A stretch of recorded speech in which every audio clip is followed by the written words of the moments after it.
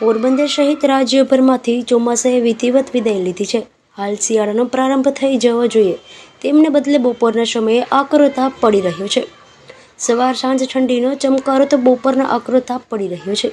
મિશ્ર ઋતુના કારણે લોકોના આરોગ્ય પર અસર પડતા હાલ સરકારી અને ખાનગી હોસ્પિટલ દર્દીઓથી ઉભરાઈ રહી છે. પોરબંદર જિલ્લામાં રોગચાળો વકર્યો છે.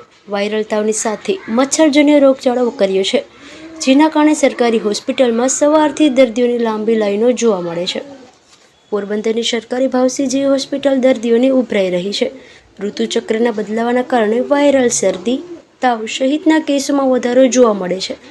ગત ઓક્ટોબર માસની શરૂઆતથી પોરબંદરની સરકારી હોસ્પિટલથી આ જ સ્થિતિ જોવા મળે છે, કારણ કે સતત પડી રહેલા વરસાદને કારણે મચ્છરજન્ય રોગચાળામાં વધારો થઈ રહ્યો છે. હાલ નવેમ્બર માસ ચાલી રહ્યો છે, ત્યારે સરકારી હોસ્પિટલમાં વાયરલ શરદી, ઉધરસ, તાવ જેવા કેસોમાં વધારો જોવા મળે છે, જેના કારણે દર્દીઓ બહારની લોબી પર ખાટલા રાખવા પડે તેવી સ્થિતિ જોવા મળે છે. મેલ મેડિકલની બહાર ખાટલા બહાર રાખવા પડે તેવી સ્થિતિ સ્પષ્ટ પણ જોવા મળે છે. ડૉક્ટર મોટા, ભાવસીજી GMERS મેડિકલ કોલેજ પોરબંદર. હાલના તબક્કામાં આ મિશ્ર ઋતુને કારણે દિવસ દરમિયાન ગરમી, તડકો અને રાતના ઠંડકને કારણે વાયરલ ઇન્ફેક્શનના કેસમાં હમણાં થોડો વધારો થયો છે.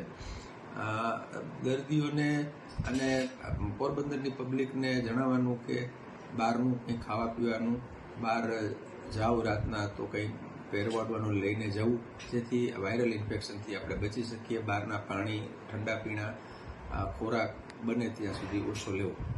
શું અત્યારે કેટલા પેશન્ટ રહી છે?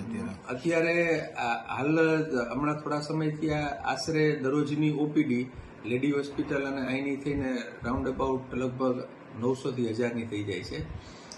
જે આ વાયરલ ઇન્ફેક્શનને કારણે સામાન્ય તાવ આવે છે, માણસોને વીકનેસ લાગે છે, કોઈને ઝાડા ઉલટી પણ થાય છે. એવા બધા કેસો અત્યારે જોવા મળે છે. વાયરલ દર્દીઓની સાથે અકસ્માત, મારામારી સહિતના યુનિટ બાજુમાં હોવાની સંખ્યા પણ વધારે પડતી જોવા મળે છે. જેવા વધારે પડતા વાયરલ દર્દીઓ જોવા મળે છે. ગત માસમાં ડેન્ગ્યુ કેસો વધારે હતા, હાલ તે કેસ ઘટ્યા છે. પોરબંદર સરકારી ભાવસીજી હોસ્પિટલમાં એડમિસ્ટર વિપુલ મોઢાના જણાવ્યા અનુસાર માર્ચથી ઓક્ટોબર સુધીમાં મેલેરિયાના 8404 ટેસ્ટ પોઝિટિવ, 63 ડેન્ગ્યુ, 1170 ટેસ્ટ સામે 17 પોઝિટિવ, ચિકનગુનિયામાં ટેસ્ટ 8 સામે 2 કેસ પોઝિટિવ, ડાયરિયાના 807 કેસમાંથી ઓક્ટોબર સુધીના આંકડા સામે આવ્યા છે. આ સિવાય 2 માણા કહી શકાય તે જનરલ ઓપીડીમાં દર્દીઓ તપાસ અને દવા આપવામાં આવે છે. શિયાળાની ઋતુ શરૂઆત થાય તો વાયરલ દર્દીઓની સંખ્યામાં મહદશ અંતરાળો આવી શકે તેમ છે. સરકારી હોસ્પિટલની સાથે ખાનગી હોસ્પિટલમાં પણ દર્દીઓની ભારે ઘસારો જોવા મળે છે. પોરબંદર શહેર અને જિલ્લામાં પડેલા ભારે વરસાદના કારણે વરસાદી પાણી ભરાવાના કારણે મચ્છરજન્ય રોગચાળો કર્યો છે. ખાસ કરીને મલેરિયા અને ડેન્ગ્યુના કેસ સામે આવી રહ્યા છે.